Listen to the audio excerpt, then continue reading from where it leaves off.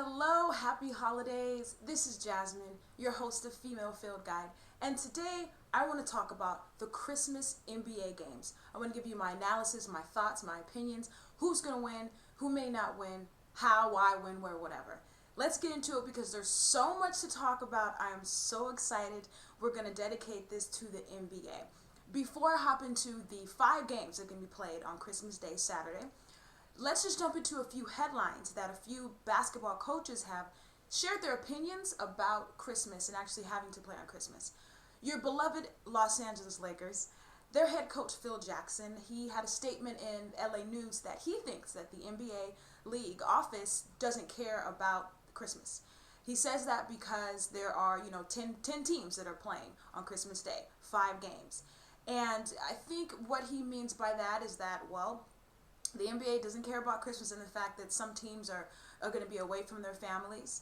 And there was actually a lot of controversy the past couple days since that statement has been released as to what Phil exactly meant by that. Everyone that's followed the Lakers and just that live in Los Angeles know that Phil is a mindsmith. He releases little statements, little ticking time bombs about other players, about other coaches to try to get in their head. And I think this was definitely one of the statements that Phil had to say, that the league office doesn't care about Christmas. He's probably going to get a fine, but he's so paid it really doesn't matter. Another head coach, Doc Rivers, the coach of my beloved Boston Celtics, he actually says he likes playing on Christmas Day. And I, for one, I love it. It's been a staple of my life for so many years. The head coach for the Magic, Stan Van Gundy, last year said he feels sorry for people who have nothing to do but watch basketball games on Christmas, and he got a heavy fine for that. So I think he'll be zipping his mouth when it comes to his opinions on coaching games and fans that have nothing to do than to watch NBA games. Like I said, on Christmas Day, we get up, we open presents, we cook breakfast, and literally, the Los Angeles Lakers have been playing on Christmas Day for so many years. It's a marquee matchup. They've either played the Miami Heat or the Boston Celtics, and so I have fun.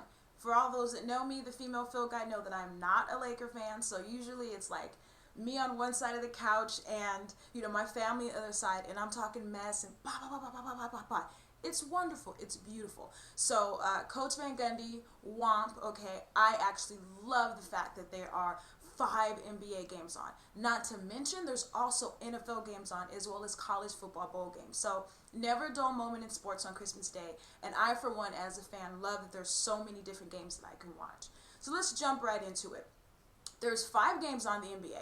We're going to start off the Chicago Bulls and New York Knicks. Amari Stoudemire, this is his first year with the New York Knicks. He is dropping double-doubles, and that team is definitely a force to be reckoned with from the East Coast. The Chicago Bulls, Derrick Rose. Joakim Noah, he actually broke his thumb. He's their power forward. He broke his thumb. He's going to be out like 8 weeks. But have no fear, Chicago fans. Carlos Boozer used to play for the Utah Jazz. He was actually picked up in the offseason. He broke his wrist or his hand off-season, but he's back and he's contributing. So that's the first game on the slot for the NBA. The second game is my beloved Boston Celtics versus the Orlando Magic. Now, this definitely may not be the marquee matchup, but please believe it that these two teams are going to be powerhouses and really are for the East Coast. Last week, some very important pickups took place for the Magic. Hedo, who was playing for the Magic a couple seasons ago but was traded to the Raptors, Hedo Turkoglu, he also used to play for a team I used to love, is the Sacramento Kings. He was brought back to the Magic, okay? Also, Gilbert Arenas, he was brought to the Orlando Magic. Now, he was playing for the Washington Wizards. He was kind of stirring up some controversy. He was suspended last season, I think, for more than half of the season because he had a gun in his locker and he pulled out a gun on one of his teammates. It was just a mess. Well, goodbye, Gilbert Arenas from the Washington Wizards. Hello, Orlando Magic. I'm low-key nervous because here's another team that's stacked with ball players. So, my Boston Celtics, my point guard, Rajon Rondo, he's out for a few weeks, a tweaked ankle. But have no fear because Nate Robinson, former Knick point guard, he's like my height. He's definitely been pulling the load and playing very, very well. Of course, Kevin Garnett, that's my boo, they're playing. So the second game on the slot is the Boston Celtics versus the Orlando Magic. The third game, right in the middle, this is the marquee matchup, which you've all been waiting for, is your Los Angeles Lakers versus the Miami Heat. Everyone knows. If you've been underneath a rock, you know why this game is important. Some people say that this game is just a game for the Lakers because they're seeing the bigger picture and they've got their hands on championship. They're third, blah, blah, blah, blah, blah. So people are trying to downplay the importance of this game for the Lakers. On the Miami Heat, on the other hand, this is going to be a great game. One, because they came off in the season really not playing very well. I believe they were, 8-6 or 8-9 the first 15, 16 games. And so definitely that wasn't something that was expected with having such powerhouses as LeBron James, who I love, Dwayne Wade that stayed on the team, and then bringing over Chris Bosh from the Toronto Raptors. So they've been actually playing lights out. Ever since LeBron went back to Cleveland to face his team, he scored a season-high 38 points. They waxed the Cleveland Cavaliers. They've also, since then, they went on a 13-game winning streak. And unfortunately, this week, it was snapped by the Dallas Mavericks, and they lost 98-96. They play the Phoenix Suns tonight, so hopefully they can come off a win to see the Lakers on Saturday. The Lakers, last night, they lost to the Milwaukee Bucks by 19 points. And also their star Brandon Jennings as well as Corey Maggette, they didn't play.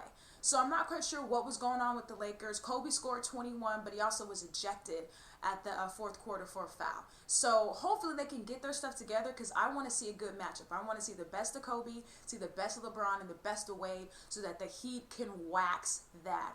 I'm not going to curse on my video. So that's the marquee matchup. For those of us that are on the West Coast, it's going to be 2 p.m. on Saturday, Christmas Day. The fourth matchup is the Denver Nuggets and the Oklahoma City Thunder. Of course, for Oklahoma City, Kevin Durant, this young ball player, is a force to be reckoned with. He took the title of most points for last year. This guy has got a shot like no one else. Very, very, very young team. Also, Westbrook is on their team, and they've got a backcourt that is a force to be reckoned with. Very young. They took the Lakers a run for their money last year in the playoffs, so please be on the lookout for them. They face the Denver Nuggets. Carmelo. Past couple of weeks, Carmelo has been very adamant about, I don't want to stay in Denver. It's a wrap. Send me to New York or send me to the Nets and whatnot. So we'll see how he plays on Christmas Day because this might be his last Christmas as a Denver Nugget. Our last matchup is Portland Trailblazers versus the Golden State Warriors. Golden State Warriors, West Coast team, very, very young team. Their point guard, Stephon Curry, has been out for the past 5 games. He's injured, so we'll see who's going to pick up the slack and come to play. For the Portland Trailblazers, of course, their center, Greg Oden, he's done, for like the 8th time. His kneecap like exploded or whatever. So we're going to see who's going to step up and take that center and power forward position. Brandon Roy, their point guard, is dope. And he's cute, ladies. Google him, Brandon Roy. I mean, he makes plays off the dribble. He's got a nice little jump shot, so that should be really good. So that's the matchups for the NBA. I'm personally very excited for the Boston Celtics. That's just my squad. Shaq may play, in that game. He's missed a few games. He's had a few injuries. I mean, Shaq is 37 years old, and he's still ticking. So I love you, Shaq. And I look forward to watching all the games. My next video, we're going to talk about the football games, and I'm so excited. So I really, really hope you guys like the background. I'm behind the Christmas tree to get you guys in the holiday spirit. I hope that you spend time with your friends and family and tell them that you love them. And also, my show Sunday nights, my next show December 26th at 8 p.m. Call me. What did you get for Christmas? This is Gyasmine George, the Female Field Guide, signing off.